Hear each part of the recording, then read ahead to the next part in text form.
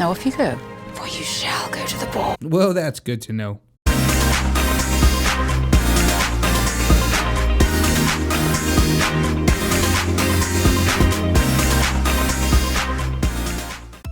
Hey guys, and welcome to Talk About the Magic, where we explore the facts and history regarding all things Disney.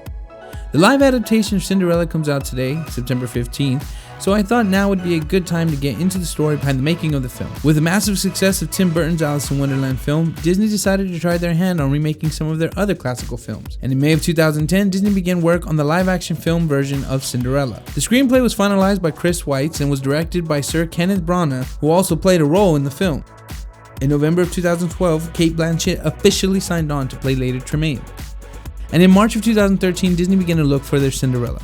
Emma Watson was the first choice, but the two sides were unable to work out a deal. And after trying about 5 different actresses, none of which could do the role either due to scheduling or other conflicts, Lily James was finally cast as Cinderella. Costume designer Sandy Powell began working on the costume for the film almost 2 years prior to filming. And speaking about Cinderella's gown, Powell said, "The gown had to look lovely when she dances and runs away from the ball. I wanted her to look like she was floating, like a watercolor painting."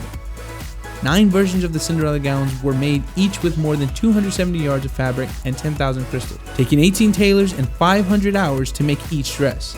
That's right, each dress. Another major undertaking was a wedding dress, which ended up taking 16 people and 550 hours to complete, and due to time, only one was created. The glass slipper was actually made of crystal because glass does not sparkle.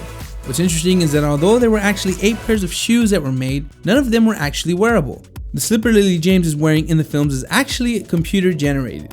Now guys, before you go, I want to find out what part of Disney you would like to know about. Please be sure and share your ideas in the comments down below. Thanks so much for watching, and if it's your first time here, please be sure to subscribe so you never miss any future videos that I post here every week. And if you like this video, be sure to hit that thumbs up. Here at Talk About the Magic, I believe every story has a creation story behind it worth sharing, and I believe from that story, we can get inspired and know that no matter what the dream may be, with hard work and some faith, anything is possible.